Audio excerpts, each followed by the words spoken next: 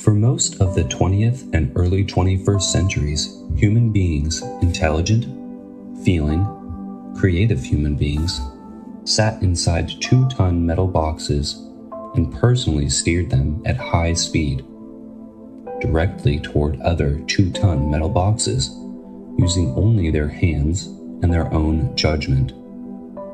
To be cleared for this, you took a test. It took about 20 minutes.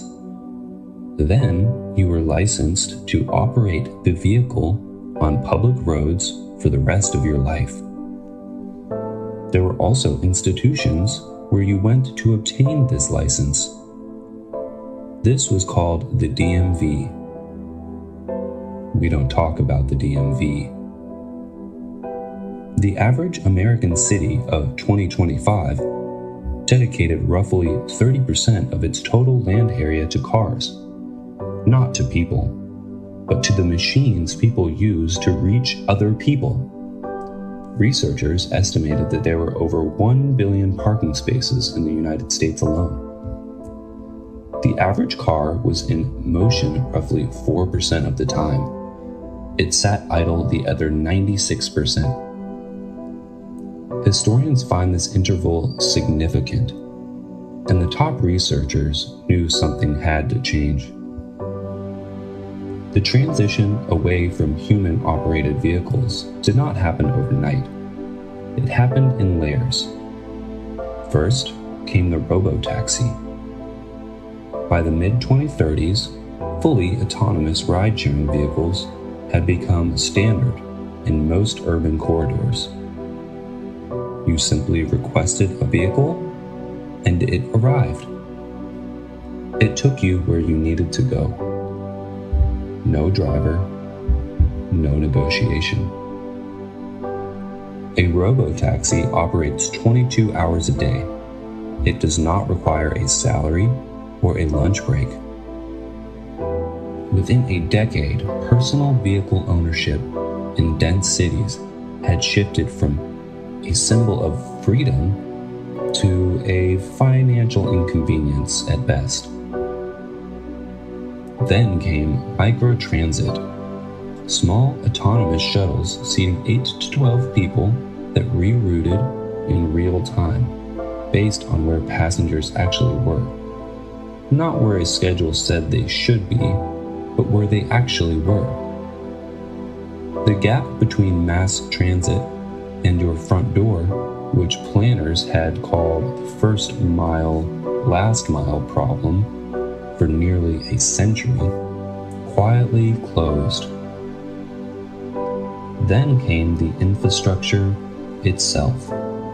Maglev rails, magnetic levitation trains that hover above the track and generate almost no friction. These connected major cities across continents. Moving pedestrian corridors were built into redesigned urban streets, and the roads that remained were shared. Cyclists, autonomous delivery units, and people moving on foot throughout cities had finally been designed around them. For example, Paris removed 70,000 on-street parking spaces. The asphalt came up, soil went down, trees and flowers followed. By 2070, former parking structures had become housing, community gardens, stormwater forests, and more nature reserves. The concrete had become something that could grow. What the historians of 2070 find most interesting is not that humans stopped driving, it's what they did with the hours. 200 hours a year, on average, behind a wheel. Focused, generally. Reactive, somewhat, but essentially unavailable. When that was returned to them, walking rates climbed, not because anyone mandated it, because the streets invited it. Researchers began calling it incidental movement, the kind that happens not because you scheduled it, but because the environment made it the obvious choice. The children of 2070 are not contemptuous of the driving area, they are simply puzzled. They're puzzled that a person would sit alone in a sealed metal compartment in a long line of other sealed metal compartments and call it freedom. It was freedom of a kind, but the question those children were asking, and they're asking now, is what freedom looks like when you give the machine its job back and you keep the hours for yourself. One thing we do know for sure is that humans, stubborn but resilient as they are, eventually learned to balance their lives with technology and not to succumb to its lawless barrage of entertainment, but to live in harmony. They began to return back to nature, understanding that you cannot enjoy the technology unless you first enjoy the original technology, the technology of creation. Humans began to walk again, to talk again.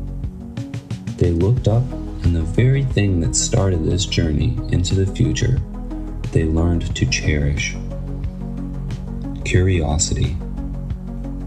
This has been Signals from the Future. The archive continues. Thank you for listening, Ancient Ones. Our world is built on the backs of your wisdom for understanding that you must integrate technology, not to be overcome by it, but to harmonize with it and to lead the technology through love and compassion. We do not recommend subscribing. It could significantly alter the timeline. But if you do, remember, it's a risk worth taking. Or not. There's only one way to find out. Or not. Goodbye. And click this video to find out what has happened to our grandparents when we downloaded their personalities and their memories onto organic avatars. They weren't happy.